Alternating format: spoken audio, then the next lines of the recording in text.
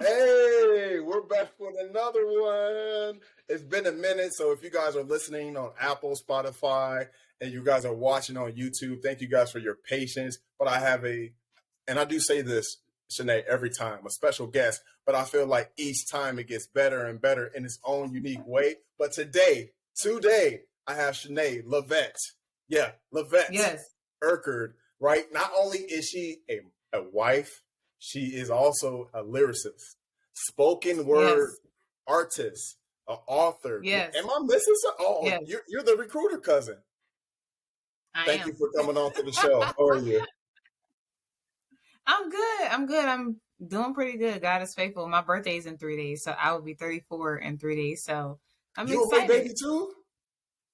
Yes. My birthday's at the end of the month. Let's do it. I see. The thing is, I'm a perfect example of a Gemini. I tell everybody that in 5 minutes, I may not feel like it. So them two faces that we got, they real. So just don't get on our bad side. No, I try to be nice. I try to be nice either way. Well, that's why we got Jesus in our life. You know what I'm saying? That's why we got God. That's right. There it is. You know, but thank you so much for taking the time. I really appreciate it. I just want to tap in, like, and to be fully transparent. My tribe, my audience, they know that I just got laid off, right? So I coming from that recruiting capacity and things of that nature. That's the lay of the land. That's what it is. But let me Yeah. tell you, Chenae, I've been, tapping into my network, right? So on YouTube and different playlists I have on YouTube, hey, do this. And I'm kind of on TikTok, showing people what I'm doing to get my next opportunity. But I just want to thank you so much. And I'm pretty sure, guys, if you guys are listening, leave a 5-star review.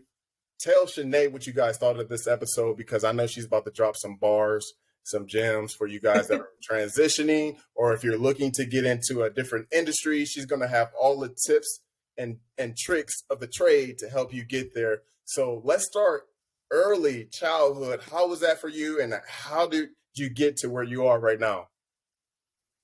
Yeah, so I grew up in Jersey. So I'm a native of Camden, New Jersey. I grew up in the kind of Jersey, Philly area.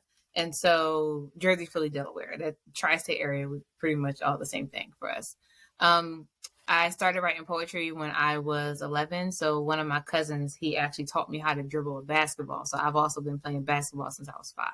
So one of my cousins was killed in North Philly, and I wrote my first poem about him. And I learned in my kind of early years that poetry was a way for me to release, and it was a way for me to stay out of trouble. Like I always say, poetry saved my life. So that the motivational speaking side of myself comes from that poetry kind of background.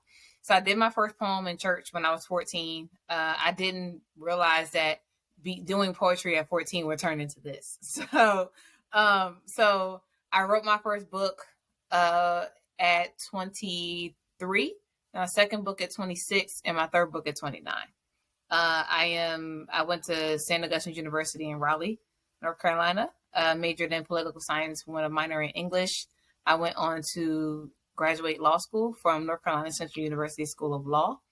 And then I pivoted from legal into recruiting, first starting in higher education, then healthcare, and now big tech.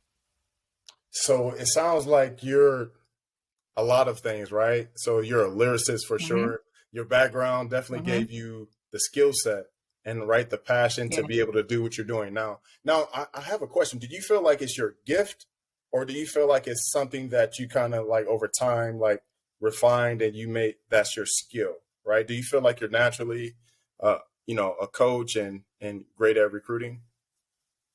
I think motivational speaking is my gift that I tie into recruiting. So recruiting to me is simply getting people into a job and getting hired. I actually encourage people throughout the process. So I get a chance to marry motivational speaking and spoken word with my actual 9 to 5. So when I became a recruiter, when God allowed me, because I prayed about it and I asked for permission, and when God gave me the go ahead, I made a promise to him that I would never forget my first passion, which was motivational speaking and spoken word. And I also told him that I would never forget what it felt like to be a candidate. So I made my promise that if he allowed me to go into this field, that I would do it for his glory and his glory alone. That meant that whatever hard decisions that I had to make throughout this journey, as long as God is with me, then, and I'm doing it for him, then I'm okay. Have I been challenged in the process? Of course, yeah. But I would think the recruiting part is a skill that I have refined over time, because it does take some market knowledge. It takes legal knowledge. It takes actual experience as a person and understanding the difference between the candidate urgency and your urgency, which is entirely on a different spectrum. So that's the skill you refine over time. But I think the motivational part and getting people confident in who they are throughout that process is 100% a gift. Now, I just followed you today on like Instagram, and it was another platform, but we've been rocking together on LinkedIn for a while now. So you guys be sure to tap in with her on her inbox. She'll get right back to you just like she got back to me. But I want to go back and ask you about that. You mentioned something about urgency, the client's urgency, and what was it, the candidate's urgency? Can you break that down? Yeah. So where that comes from a personal place. So in 2015, I went through probably the worst depression of my life. And I started to understand that my urgency was different from other people's urgency who wasn't going through what I was going through. My urgency was, please answer the phone now. Like, please save my life now. Please do this now. Where someone who is not dealing with what I'm dealing with, their urgency is not the same. Their urgency is, wait 5 minutes and then I'll get to you, or I'll talk to you tomorrow. Where when you're a candidate, it's the same thing. When you're a candidate and you need a job like yesterday, the urgency is, whoever recruiter or hiring manager I'm talking to, please, can you help me now? I've literally been searching on my own and I just need help now. We don't know what that candidate is dealing with in the moment. I've come across so many candidates who have lost homes in this market. I've come across candidates who've had to sell things, who can't pay their bills, who all kinds of things. And so I spend a lot of my personal time talking to people because I know what that urgency is. And for me, like the Bible says, Simon, Satan desires to sift us as wheat, but I have prayed for you so that your faith won't fail. And when you have returned, come back and strengthen your brother. It's my duty to come back and strengthen the people who needs to be strengthened, because I was once someone who also needed that strength. And so I tried to match that urgency, because I also know that I am helping to save a life where you may absolutely be about to walk off a ledge. And if it takes me 30 seconds to say, hey, how are you doing, to just respond to a DM, then that urgency for you is different from me, because I am not feeling personally what you're feeling. So for example, I had somebody reach out to me randomly on LinkedIn, and she asked me about a job with another company that I used to work for. And she asked me if I knew who was over the position. I didn't, but I texted one of the recruiters of the company to see if she knew.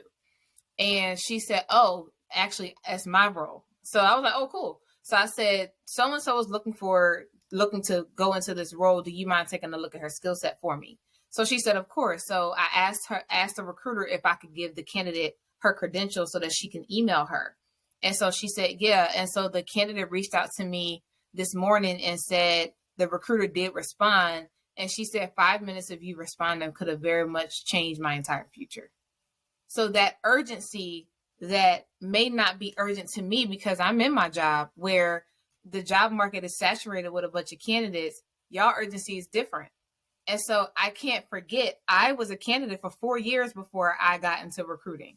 So I would never forget, and made that promise to God and to myself that I would never forget that candidate urgency, because I was once that candidate who had an urgency.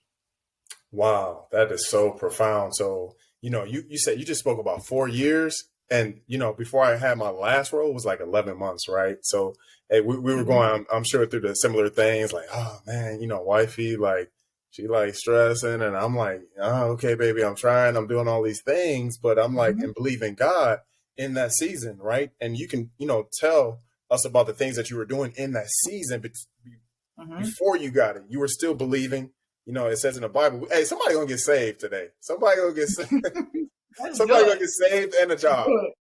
But what I was doing was just like in my word, devotion, working out, applying for jobs, tapping into my network. So kind of like walk us through that 4-year period of, what you were doing during that time. I was mad at God a lot. The one thing I've learned, the one thing about me and God's relationship is he let me be mad because I'm his kid. So if I'm his, he let me throw my tantrums because I'm going to do it. And he like, all right, when you done, I'll be here. Just let me know when you done. And I go and I say, I'm sorry. Like everybody, like every kid does. So that 4-year process for me went like this. I studied for the North Carolina bar. The first time I didn't pass. Second time I didn't pass. Third time, by the third time I was working as a behavioral specialist in a school that my aunt was a principal in. So I was a contractor in her school. And so I was making like $15 an hour or so. And very much a prideful swallow your pride moment because I have a law degree. I'm making $15 an hour. So I was like, swallow your pride. You got to pay bills. So it went from me actually working that $15 an hour job and studying for the bar at the same time with a tutor and actually being on the schedule. That third time I took the bar was the highest that I had scored, but I still didn't pass. So I got to a point where I was still in that contract role. The thing about the contract role was the student that I was assigned to, if they didn't come to school, I didn't have to work that day, which meant my paycheck was contingent upon that kid being in school. The unique thing about that was in that situation, my aunt was the principal of a mental health type of school system. So there were a lot of times where kids would need to go to crisis or we would have to restrain, or it was a lot of physical stuff that we had to do that I wasn't used to. So if a kid was absent for whatever reason and I wasn't assigned to the kid, she would just either try to find something for me to do or I just couldn't work that day. So it went from that to I was there for 1.5 years to now I'm about to move back to North Carolina. My husband, he was my fiance at the time, literally holding down the fort. I get another legal contract role that is project based, that once the work is done, I'm done. Mm-hmm. So now, and I'm still trying to find this full-time job at the same time. I ended up getting 2 contract roles at the same time, which was literally burning me out because I was literally like burning at 2 ends of the candle, just trying to make sure I was making as much money as possible. Those 2 contract roles ended 5 days apart from each other, 3 weeks before our wedding. So I went into my wedding day very much unemployed, and praise God that a lot of our honeymoon stuff was already paid for, so I didn't have to think about a lot of that. So throughout that time, it was very much like a test of my faith. It was a test of, you're the motivational speaker, you're the spoken word artist, you're the one who's always encouraging, but where your faith at? So it was very much like testing what I was supposed to be operating in my own faith. And I got a great opportunity to watch my husband in his faith, because he would always say like, oh, you're gonna get a job. It wasn't a like, when you gonna get a job? It was just, it'll come. Don't worry, it'll come. And so I was very blessed to have a partner who understood I am 100% trying my best. Mm-hmm. I then found Lyft. So I was like, all right, I found Lyft. Lyft is actually doing a little bit of things for me. I'm able to kind of like, make as much money as possible. But I also started to feel the wear and tear on my body. So then I'm like, okay, well, I can't do this for however long because it's going to make me hurt. Like I'm going to be stiff and in pain and all of that. So I eventually went into Duke Temporary Service, which is another contract role where I literally was placed inside of Duke's law school in the law clinic as a secretary with a law degree. So it was very much, I had a lot of prideful, like, put your pride aside and get it done. And so my second assignment was, I then went into Duke Temporary Service. Again, the second assignment, the business line that I was actually going to be supporting was Duke Talent Identification Program, which was Duke TIP, which is where I met my now mentor who taught me how to recruit, and that's how I got into recruiting. So when I finally met the right person to tell me this is what you're doing wrong and this is what you need to focus and teach me, she broke my resume down, rebuilt it. I ended up applying internally with Duke and got a job within 2 months of her actually working with me. So 4 years plus 2 months, right, of getting to the right person. But throughout that process, I had countless people ghost me. Like, I had recruiters ghost me and attorneys who said that they would help me because we all went to the same school and I interned under some of these attorneys and judges. And so they were telling me like, yeah, I don't mind helping you. Of course, I'll help you with whatever you need. And then we have one talk and then that's it. So I understand what it feels like to be ghosted and all of that, which is why I spend so much time responding to people, because I know what that feels like from a personal place. So that 4-year period was 100% a test of my faith, but it was also a place of, now, of course, hindsight is 2020. So it was a place of not only just growth, but grit. It was a place of like, now I can talk to people from that place because I know what that 4-year period was like, where some people say, I've been looking for a job for 6 months. I've been looking for a job for a year, so on and so forth. And I'm like, well, I looked for one for 4. So I didn't get my first full-time salary role until 4 years after I got my law degree.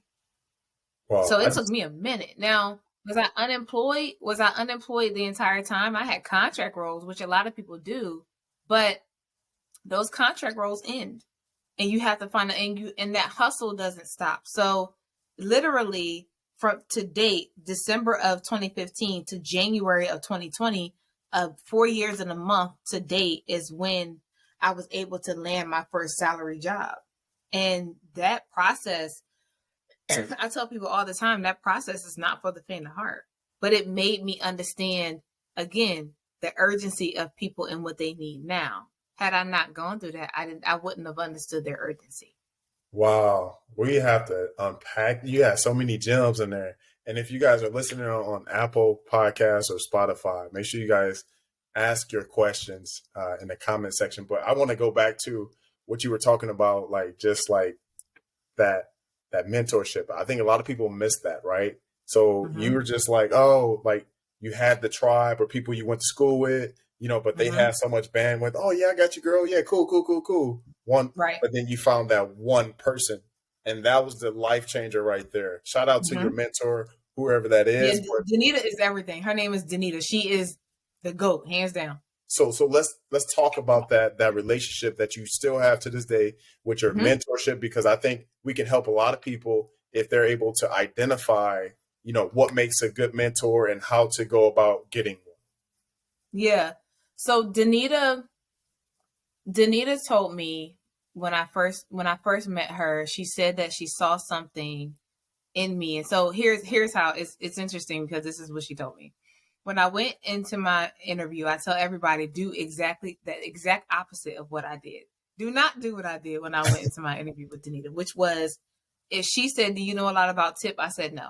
Because at this point, I was done with looking for a job. Like, I was so over it that anything she asked me, my mind went blank. And I didn't realize that the recruiter actually did prepare me, but I was so over it that it just got to a point where I was just like, I don't, but you're welcome to tell me. And she told me, like, I was just like, tell me, girl, great. So she told me about it. I was like, oh yeah. Like, I actually started getting excited. Like, oh yeah, Renee did actually explain to me what Duke Tip is and what it's about and all that good stuff. So, but after she interviewed me and hired me and everything, she said to me, Chenae, I'm really happy I'm the one who interviewed you. I said, why? She said, because at the time I had a full head of hair, and at the time I had faux locks in my hair, and they were crocheted into my hair. And so but I also had long nails and everything. And so she said, the person who I was going to send would have looked at you and would have said, she's not the right fit for this role. Now this person would have interviewed you, but would have come back to me and said, she's not the right fit for this role. So I'm glad that I'm the one who did it, because while you're professionally dressed, he would have looked at your hair and your nails. And so I'm like, dang, like that sucks. It's good to know that, but that also sucks to hear. Mm-hmm. So her honesty was unmatched, like from gate. And so we started building a very organic relationship outside of work. We talk about life stuff. We talk about work. We laugh. I've cried with her. We talk about health. It's like she's taught me a lot about life. And so being able to be in that space to build an organic relationship with people, not just because you need something from them because they have a level of expertise, is going to be key. I tell people that all the time. If you want to slide into somebody's DM, slide in an organic way. Do it before you need a job. So you can start building very much true and authentic and organic relationships with people so they don't feel like you only want to talk to me because you think I can help you get a job. Mm-hmm. Now, for me, I don't take it personal. If you've never talked to me and you need a job, please feel free to contact me because I understand you need a job. So I don't take it personal. But for others, they may feel like you only want to talk to me because you need something from me. And so I want people to learn how to build organic relationships, especially over the computer and in this climate that we're in now. So the importance of mentorship for me has been organic authenticity, honesty, and being able to legit share life with that person. And it doesn't necessarily mean it's going to be work all the time. Man, I love that so much. So let's just pause right there. I'm revamping my resume right now, right? So when I first got my last role, I was just starting my locks, right? And I was like telling wifey, because, we were around the same age, and I was like, hey, you got to be polished. You got to do this and what is perceived as professional, right? You're like clean shaven and stuff like that. I was like, babe, listen, whatever role that God has for me, I'm going to have this. I had a beard and stuff like this is how I'm rocking. Yep. And if they can't see what God has gifted me with, my passion, my skill set and things of that nature, I don't want it. I don't want that. That's right. I don't want it. It's not meant for me. So, to speak it, because my uncle, he's been in IT for 40 years, right? And he knows this stuff. But, me coming from the creative space, right? And it's like, we had conversations about possible IT because he has relationships. And I'm like, and he made that comment. He was like, because he's older, he's like, nephew, you know what I'm saying? So I'm going to give you some advice. And I'm like, okay, cool. But I received everything he was saying because I understood. And we could talk about that, like different industries, right? Creative is more free and liberal and stuff like that. Tech is more, professional, and especially fintech and finance. I get that. But I'm like, I'm still on that stance. I'm still on that stance. It's like, they could be paying me whatever. But if I can't be me, then I do not want it. I'm not walking on eggshells. You know what I'm saying? I'll play ball, but I'm going to be my authentic self. So let's talk about that. Is that still a real thing in your industry, or what you're saying in all across the industries, or what? Absolutely. Absolutely. So when I interviewed for my current job, I kind of tested what I thought, how you should walk into an interview. So now, don't get me wrong. My hair was still natural. So just picture me with full head of hair. So natural hair, curly and everything. I still had a suit jacket on. I had on a dress, and I actually dressed as if I was going to an interview. That for me, the traditional dress to me is standard for me. But when I spoke, I talk how I talk. I don't use big words in my regular English vernacular. I don't talk like that. So I spoke how I spoke. I spoke urban. I threw some professionalism in there, but I'm also animated. So when I'm talking, I like to talk. I like to have fun with it, right? So when I was doing my examples and explaining certain things, I was doing this in my chair and I was moving and I was entertaining, where it took away the nerves, because I technically wasn't really nervous. I was more anxious to see how the interviews are going to go. So it was more of, Chenae, be your actual self and be excited and see what comes from that. And for once I was done my interviews, you couldn't tell me I didn't have my job. So when I went into offer, I already knew I was going to get an offer because I comfortably did not rehearse being someone else. I just went in there as me. And so whatever that looked like. So there were times when, did I stumble over questions? Yeah.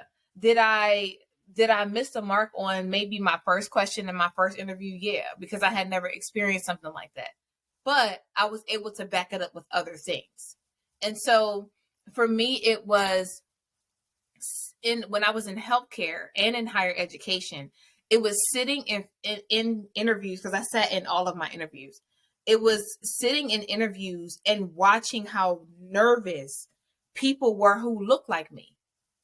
Literally, like, looking at the difference in the levels of comfort based on your gender, based on your race, based on your level of profession, based on how many years of experience you have. I paid attention to all of that. And I started picking up on what to do and what not to do in interviews. So I literally did everything opposite of what a bad interview would have been. And so for me, that was, I'm going to go in here and I'm going to talk how I talk.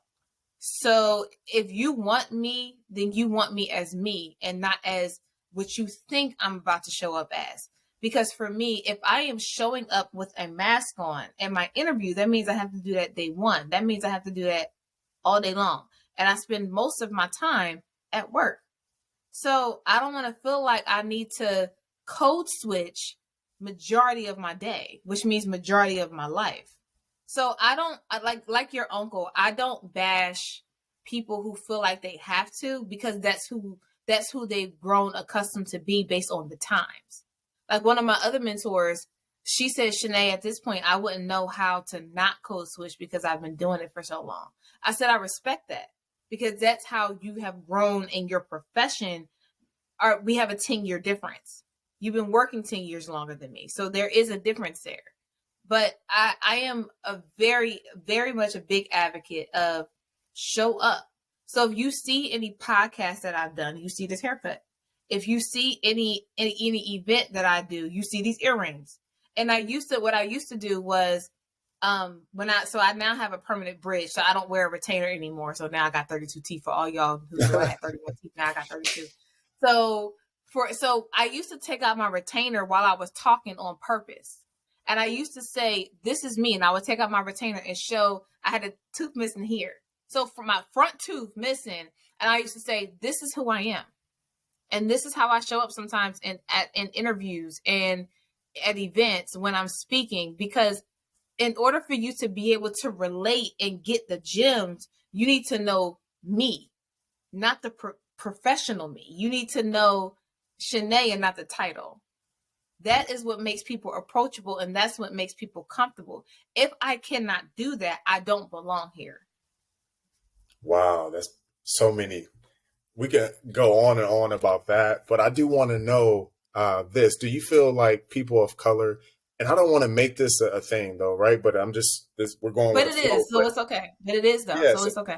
Do you think because, people of color, specifically Black people, make everything cool? We're great sellers. We're great recruiters. We're great, we attract, but we're not in leadership roles, right? To make change, to make impact. I'm not saying at all, but it's a very small percentage. Now, how do you feel about that? Is there a change in the climate that you're seeing? Are there different trends? I know you're very active on LinkedIn. What are you seeing now in regards to that? So I am seeing more minorities in leadership.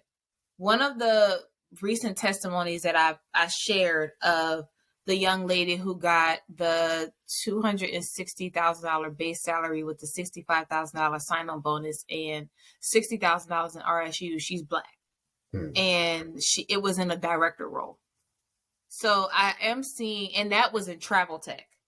So I am seeing the trends go up in minorities, because we have to also too understand that Black folk are not the only minority, so are Hispanics. So I have to tell myself that, because Hispanics have the same thing. So I do see an upward trend.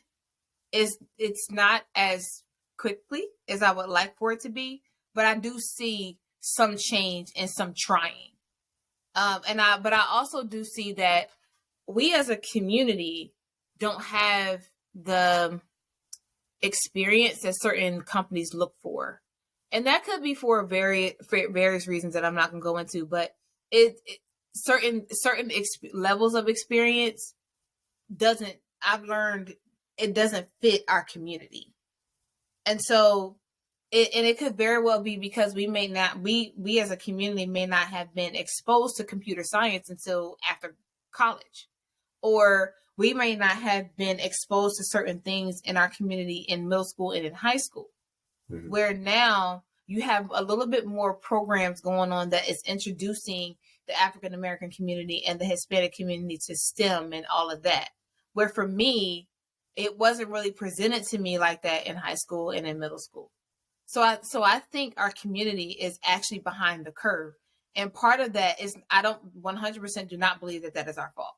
Part of the reason why we're behind the curve is the level of access that we don't actually have, which is why you see me on different platforms a lot giving access to people, because we don't have it. So my mentor actually said to me, she said, Chenae, money is dangerous, but knowledge is even more dangerous.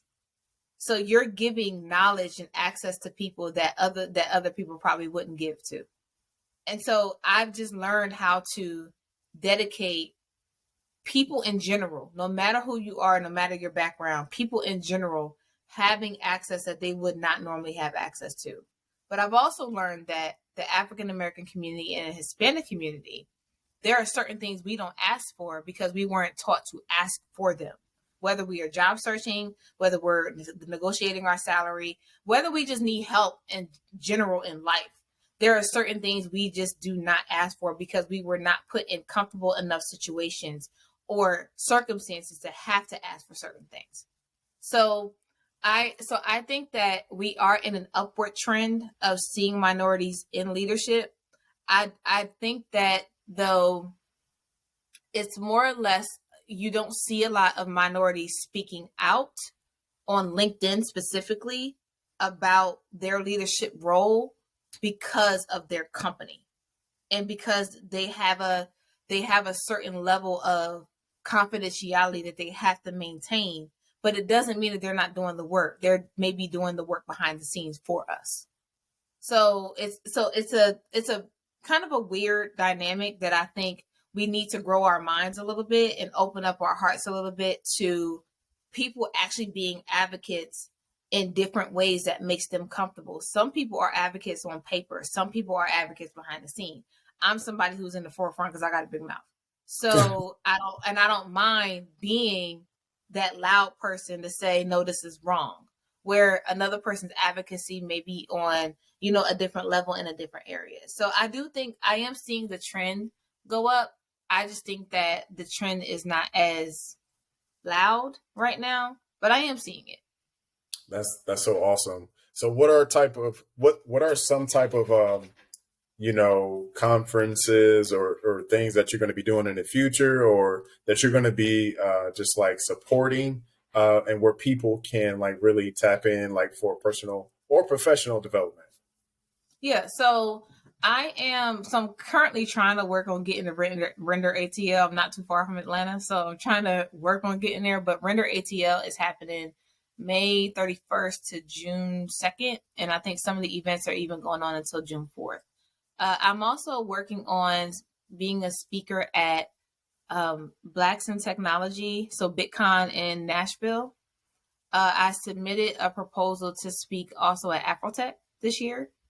And then next year, I'm going to be partnering with one of my colleagues. He does his own like tech conferences in Miami next April. So he already put me on his calendar for April. I can't remember the name of it. But if y'all follow me, I'll definitely get y'all some information. But those are just some quick events. I'm also having an event in Charlotte on July 29th. It's called Be in the Room. And the goal of that is to put candidates in the room with recruiters, resume writers, and hiring managers to give them gems and to hopefully get some screenings done from you meeting a recruiter and hopefully meeting a hiring manager to find a role, and even getting your resume revamped from an actual resume writer who has receipts on how great their services are. We did one, me and Keisha did Be in the Room at the end of January. And so far, 4 people told us they got jobs. since Nice. our event. So the hope is that we are going to do it again on July 29th in Charlotte. And the hope is that we can get more people and just in front or in the room, in the same room as people who have the decision-making power. Love that so much. Recruiter Cousin, where can people find you on all social media platforms? Yeah, so you can hashtag Recruiter Cousin on LinkedIn, and you can literally find every post that's under Recruiter Cousin and hit my picture. My name is spelled CHENAE ERKERD. If you type in, I'm literally the only person in the world that's name is spelled that way, both first and last name together. So CHENAE ERKERD. You can type that in LinkedIn. And then with Instagram, it's at Recruiter Cousin, simple. And then with TikTok, it's at Recruiter Cousin. With YouTube, it's at Recruiter Cousin Consulting. So just add the consulting on the end of the YouTube. I post a lot of tips and tricks and gems and testimonies to help people just in their job search. And I'm sure we're gonna have a part two. I'm just claiming it right now because you got so many bars, and I want to respect your time. But I always ask everybody that comes on if you can give, your younger self or somebody coming up one piece of advice or one word to describe, what they're going through and how they could come out of that. What would it be? So I would normally say you're stronger than you think you are, which everybody says. And I would normally say everything will be okay, which is what people also say too. What I would probably say is something that my mentor says to me quite a bit is you're going through this now, but in 2 to 3 years, you're going to look back and say, she was right. It did prepare me for this. Mm-hmm. So just know that where you are now is preparing you to be where you need to be. Hey, are we taking the offering or tithes for today's show? Hey, look, you're going to get saved. You're going to get a job. You know what I'm saying? And you're going to be good. So listen, the scripture I live by every day, I have two, Romans 8:31, if God is for you, who could be against you? And Philippians 4:6-7, be anxious for nothing. When I say that to myself, to this day, I still get emotional because it is a matter of genuinely understanding how, be anxious for nothing, but in everything through prayer and supplication with thanksgiving. Let your requests be made known to God, and the peace of God. To hear that and to really sit in that and to feel the peace of God, even when I say the scripture, that surpasses all understanding, right? Not just limited, but every bit of understanding that we don't have, his peace already surpasses that will guard your hearts and minds through Christ Jesus. So it's that alone for me, those two scriptures is what gets me through every single day. And I've actually been going through a little bit of life and haters over the last few months. And I was working out the other day and I randomly heard God say, when enemies encamp against you. And I was like, I forgot all about that scripture. So I looked it up and I was just like, when enemies encamp around me, even then will I be confident. And I just sat in that and I was just like, oh my gosh. So it's genuinely the idea, because I can hear the audible voice of God. So whenever I hear something random, I always say, oh, that's God. So literally it's the idea that in every situation I'm protected and so are you. So it's to know and to learn that although you may not feel God in the moment, he has not left you. He will never leave you nor forsake you. He has not left you. It's believing that and really genuinely putting that and burying that inside of your spirit and never letting that go. I have clinched onto God for dear life many times. And so I am a firm believer and a testament to the fact that literally the only time you fail is when you give up. Listen, if you guys are listening on Apple, Spotify, make sure you guys, pay your tithes and offering. I'm going to be sure to leave Chenae's information in the description. If you guys are watching on YouTube, I'm going to do the same thing. Make sure you guys pay your tithes because you guys just got saved. You just I'm got going to leave y'all with a poem. I'm going to leave y'all with a poem. I hope I remember. And you just got a job. Go ahead. Come on, Yeah, let's I'm get gonna it. leave y'all with a poem. I hope I remember this poem because if I don't say it enough, sometimes I forget it. It's called Mary. It goes, I was born into a world of love, filled with possibilities and situations that was birthed from a new creation. Raised by an uncle, a cousin, a dad who knew the meaning of wisdom or repetition because superstition to him did not equal precision. He raised me to be a woman with power and respect, and yet I always went for gold. He told me he was raising me to be gifted and not sold, so I watched his consistency, his ability to have faith in me, and I became a king's wife. This life that was given to me was not necessarily in my plans, but God told me early on that I didn't have to understand. You are the Esther of this generation with a heart of gold. Even though you may risk your life, stand up and be bold. Yes, I am Esther, the woman who put on her crown and listened, who followed wisdom rather than superstition, a woman who may feel forgotten but who was willing to wait because I am a believer, who wants love and strength. I am Rachel's sister Leah, who knows that there is something better even though I may feel overlooked and out of my youth. I am living proof that God will treat me like Ruth, obedient, sacred, heartfelt, and loved, who will push past the trend and stand out like the woman with the issue of blood. I am loved, the Sarah of this generation, doubtful at times, but birthed in a new creation. I am Hagar, who was abandoned by people when I was willing to try. When they left me in the desert, God saw me and heard my cry. My whys turned into answers of yeses and amens, and men all of a sudden wanted to follow my trend. I am the new creation, battling the no's and you can'ts of this generation, the beautiful creation, made of metal and concrete, stable and able from my head to my feet. I retreat the things of Jezebel and Potiphar's wife. Stepping into my Anna, I am the Mary of this life. I am Mary, not worthy of his presence. Unlike people, he didn't treat me like a peasant, rather pleasant to me. I must agree. I was chosen to birth a king, liberty. Placed me in a position out of superstition and places so hollow, so easy for me to break down doors, break out of chains because I had some Naomi's to follow. I was not left behind. I did not look back into my past life. I wanted more, better, opposite of Lot's wife.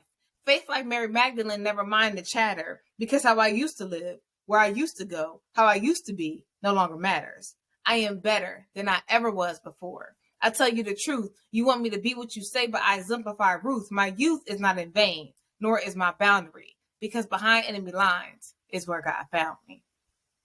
The name of this podcast or this episode is going to be Tithes and Offering, #recruiter cousin.